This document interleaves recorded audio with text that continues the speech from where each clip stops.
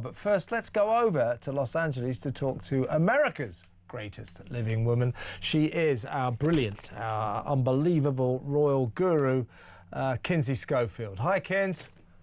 Hi, Kev. I love this show today. I learned a lot about you and your pursuits as a teenage boy. Did you like that I've got a first-class honours degree in not urinating in the street? Actually, I say that, as I said, I failed, and I keep urinating in the street. I should have studied more hardly, you know. But there you go. Right, look, let's get to business. Let's talk about Harry and Meghan. Now, this is a very interesting story that you alerted me to. You know, we're not going to be silly here and go, oh, divorce is in the air. It's not that. It's not that.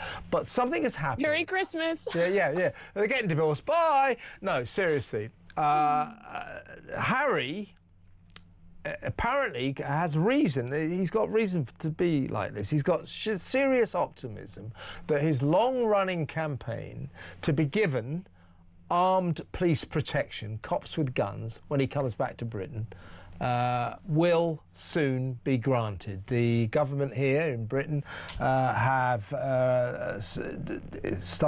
launched a review into security arrangements for Harry and potentially his family when they come back to Britain. Now, if he gets those gun guards, if he gets police armed protection, he's making it clear that he wants to bring Archie and Lilibet, his kids, back to Britain to sort of reacquaint themselves with the grandfather that they've hardly ever met, King Charles.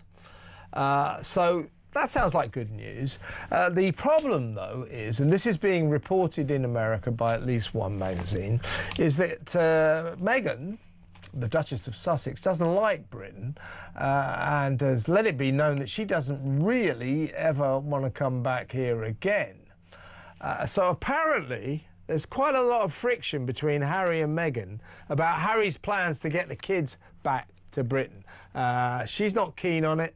And she thinks also that Harry's being a bit naive in thinking that if he takes the kids back to Britain to see King Charles, all will be forgiven. So they're apparently behind the gilded gates of the Montecito mansion shared by the gruesome twosome.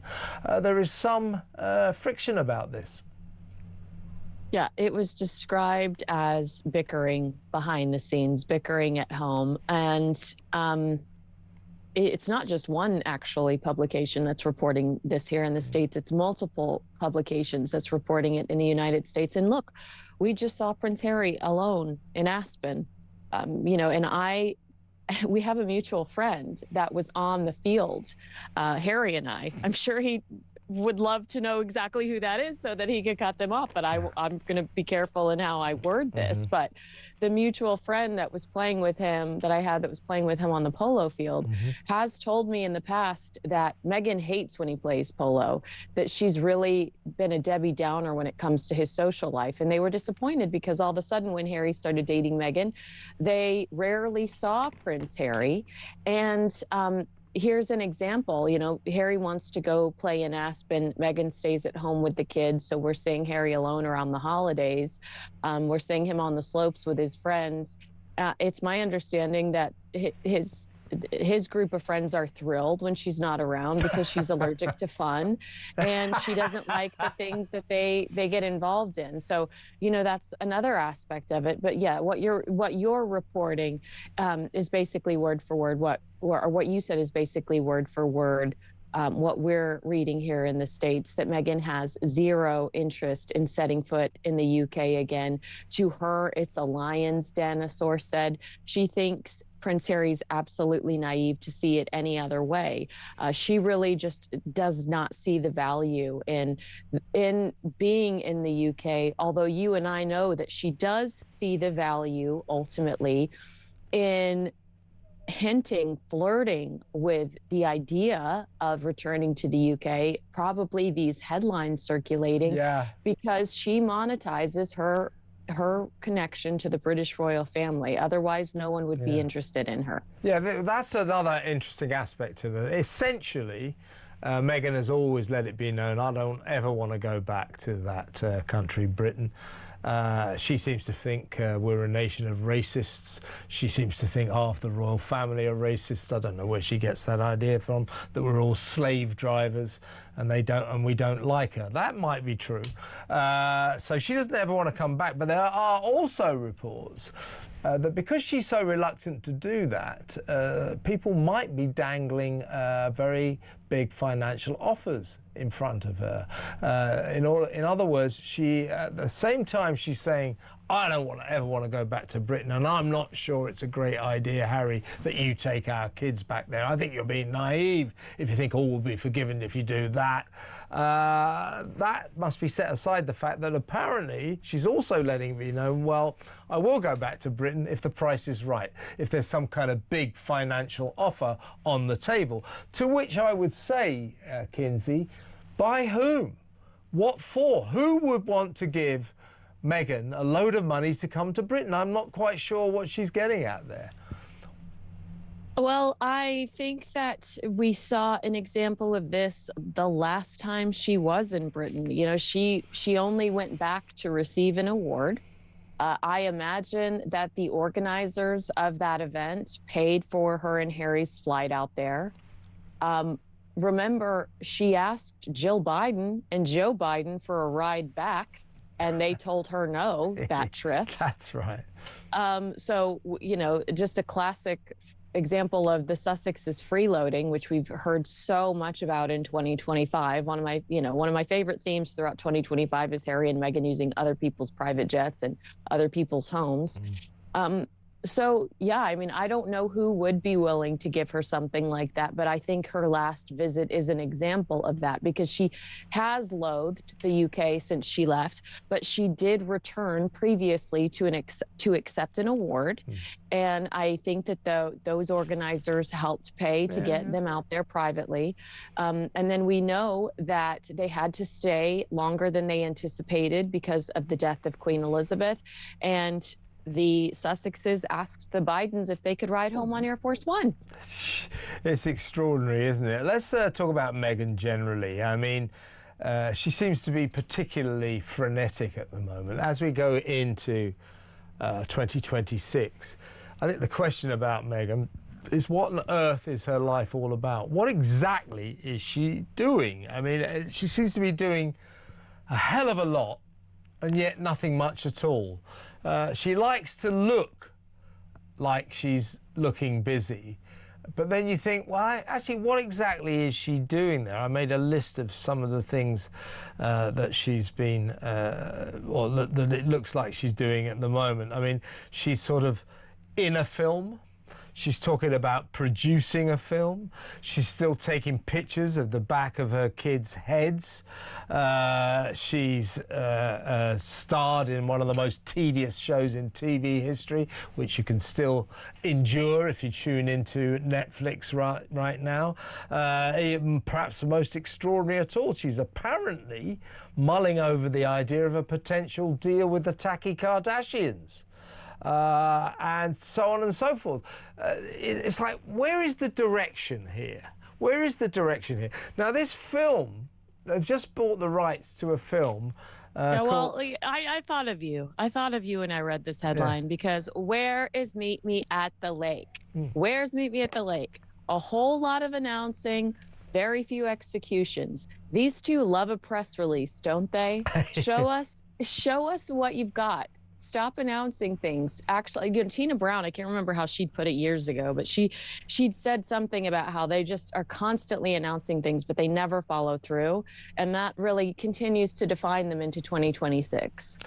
Exactly right. And what do you make of... let me tell you about the film, by the way. So they bought the rights for quite a lot of money. I think it was about 3 years ago now, for Netflix, to develop the film of a best-selling novel called Meet Me at the Lake. Actually, the rumors that Netflix coughed up the dough to secure the rights. They were going to let Archewell put their name on it, though. Yeah. Well, that was the story of romance rekindled by a chance encounter. They never made that movie, never even got into development, never got past first base. So that looks as if buying the rights to that was money straight down the gurgler, straight down the drain. They've now bought the rights, the gruesome twosome, Harry and Meghan, apparently, to a book called The Wedding Date. And the story is romance rekindled by a chance encounter. Do you see a picture building up here? Why didn't they make the original film of the book they bought about romance rekindled by a chance encounter, instead of moving on to buying the rights to another book about the same topic? What is it? What are they up to? What is the rekindled? Because everybody's saying that all of these books in some way reflect their own love story, which I'm sure that they're behind that narrative. But what's the first chance encounter? Is it Meghan sitting outside of Buckingham Palace when she's 15, pretending she's never Googled the British royal family? Yeah. Yeah, I mean, I don't know. Why don't you guys get your butts in gear and actually do something? Because another Carly Fortune book was purchased by Amazon, and I'm already seeing trailers for it, Kev. And it since Harry and Meghan bought Meet Me at the Lake, she optioned another book to Amazon, and they're already promoting it. It's been cast, some of it's been shot, and it's already being promoted on social media. So Harry and Meghan move at a snail's pace, or they're all talk and nothing actually gets done. Yeah, and the wedding date purchase of the rights. So we're told that Netflix are in the frame again. I mean, I'm not. I'm not sure what. I have goss on that. It's my understanding. Hit me with it. It's my understanding that they are dangling the carrot of a Diana documentary, in front of Netflix to keep Netflix on board. Yeah, that's a good idea. Yeah, I get that. And also Netflix, as we've discussed many times, they want to be hanging around just in case Meghan's ever available to tell the story of the divorce between her and Harry, should that unfortunate event unfold, of course. That's why I guess Netflix stays friendly with these two.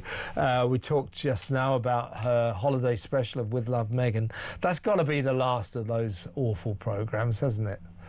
Well, I just was talking about the cancellation of Boots, which was analytically was an incredibly successful show for Netflix. Yes, the Pentagon called it woke garbage. It's about a young gay man from Louisiana joining the military. But analytically, it was like it was in the top 10. It was in number 7 for Netflix's, original content all year long. Now, Meghan's content does not fall into the top 10 at all. So if they continue to create that program, I think people are going to pull their hair out, because there's no rhyme or reason for it to continue when Netflix is canceling legitimately successful programs. Why would you continue with Meghan Markle's program? It's critically slammed. It does not have an audience, and it has no personality at all. Exactly right. And the holiday special, high hopes around that, didn't even make the top 10 in Netflix's charts. So an official flop, but they still seem to be nurturing some kind of relationship with Meghan and Harry. God knows why. But, we do know why, as you just said. Maybe a Diana documentary. That would be fairly compelling, and even more compelling, Meghan, My Divorce. That would be a bestseller, or that would pack them out on TV, definitely. Now, the backdrop to all this activity that we're talking about, press releases here, press releases there, we bought the rights to this, we're going to do that. The backdrop to this is, that I think she's trying to overshadow, is the still catastrophic publicity disaster of her approach to her father, Thomas Markle's life or death drama over in the Philippines. The guy He's 81 years old. Since she stopped talking to him more than 7 years ago, he's had 2 strokes, a heart attack, survived a earthquake, and a couple of weeks ago we learned he'd had emergency blood clot surgery, which then required the amputation of his leg. Well, we essentially know the story, that first of all she said she tried to send an email didn't bounce back. She assumed it. Desperately called around a hospital. And then phoning around the hospitals. If you believe that, I've got some swampland to sell you in Florida. Absolutely unbelievable. But the upshot of this story, which is extraordinary, that her contact with her father in his hour of need, when he's in distress, potentially about to die, doctors said that he might not make it. The upshot of this is that Meghan's contact with him was to essentially send him a legal letter. Multiple. What amounted he had to sign multiple legal letters to get a hold of a breakup letter. Yeah, and what she said to him in this letter, this reconciliation allegedly, was, I can't talk to you because you talk to the press. I mean, that was it. We only know that because someone from Meghan's team told the press. Yeah, I mean, but doesn't she? I think she's so terrible at publicity, at PR, that I don't think she realises quite what a dark cloud that has cast on her image forevermore. People aren't going to forget this. I mean, Thomas Markle, senior, 81 years old, he's still languishing in a Philippines hospital, and we're all saying, well, couldn't you pick up the damn phone? He hasn't changed his phone number since she was talking to him, so she could ring him. I mean, come on. I think that she looks incredibly selfish in this scenario, and if you and I looked at a timeline, we can state factually that Thomas Markle Sr., aside from doing interviews about himself, because he did do an interview when he was in a Philippines earthquake to say, I'm here, I survived. People were worried about him. He's very high up in his apartment complex in the Philippines. I think if we looked at a timeline, we could confidently say that Thomas Markle hasn't done any media surrounding his daughter in years. What's it going to take? You know, and then if people are going to go, well, what about the interview he gave from his hospital bed? I'm sorry, but that's a man afraid that he's about to die. Exactly. Reaching out to his daughter. Yeah, desperately reaching out. Yeah, exactly. You know, I don't care what he's doing, what alleged crime he's supposed to have committed in Meghan's mind. Your dad, but I'm just saying, your dad could be dying. Pick up the damn phone. Yeah, no, I agree, but I'm just saying, how long does it take to? How much proof does she need? Because for years, he did not speak about her. He hasn't really spoken about her since, I think it was a Channel 5 documentary. But for years, he hasn't spoken about her. So how many years does it take before she goes, oh, okay, he's not going to talk to the media anymore. I can forgive him now, or it's a safe space to go. But she's saying, I'm never going to forgive you. I never want to reconcile with you. And then basically, in my opinion, lying to the media, saying, oh, no, I reached out. It's fine. You guys can stop talking about this now. You were reaching out to him to tell him, I don't want to talk to you. Exactly right. I mean, that's what she did. Well, her father's at death's door after serious surgery, blood clot and leg amputation. Her attempt, or her alleged reconciliation attempt, or the reaching out to him, was to send him a letter saying, oh, just to let you know, I will never talk to you again. That's nice, isn't it? Yeah. Merry Christmas. Happy holidays. Yeah. But you know what? I throw it back to around this time last year, January 1st, 2025. Meghan takes to Instagram hours after Tiggy Legg Burke's stepson dies in a terror attack in New Orleans to announce that she's back on Instagram. She is wholly self-consumed. This is Archie's godmother, by the way, Tiggy. She is wholly self-consumed, completely selfish, and other people's problems, they're not her problem. She has an agenda, and that's to sell herself. So she's not worried about her dad, just the same way she wasn't worried about poor Tiggy, who'd lost a stepson the day she decided it was more important to return to Instagram. Yeah, and we're told poor old Thomas Markle is absolutely devastated and shattered by this, that his daughter's response to his health crisis was to send him a virtual legal letter warning him she'll never talk to him again. Really nice. Before you go, Kins, let's talk about old Ginger Nuts, old Harry, a little bit, shall we? Because among this sort of whirlwind of frantic whirlwind of activity by Meghan and I guess Harry being carried along for the ride is this proposal, this suggestion that the two of them might get more and more involved with the Kardashians, partly to help Meghan's useless online store as ever, which I don't think will be here this time next Christmas, if not this time next week, the way it's going. But they want to get link up with the Kardashians because the Kardashians are very good at marketing.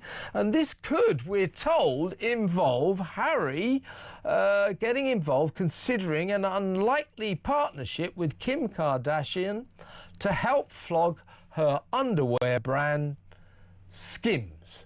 So do you think he's going to stand there like in commercials with just her underwear on? There's not enough therapy in the world. Yeah. After I witnessed something like that, I would be so... I would need therapy. I don't need to see Harry in underwear. Yeah. Harry he has Andrew Mountbatten Windsor's body these days. Like, go look at him on the polo horse. I'm worried about the polo horse. Yeah. But yeah, I don't need to see that guy in underwear. I don't care how much of a fox Meghan Markle thinks he is. But you're right, that is being reported. And when I talked to you about this, I was like, and the most shocking part of this, yes, we can see Meghan teaming up with the Kardashians. I've been saying it for years. There's pictures of Kris with Doria. There's pictures of Meghan with Kim. Yes, that collaboration could absolutely happen.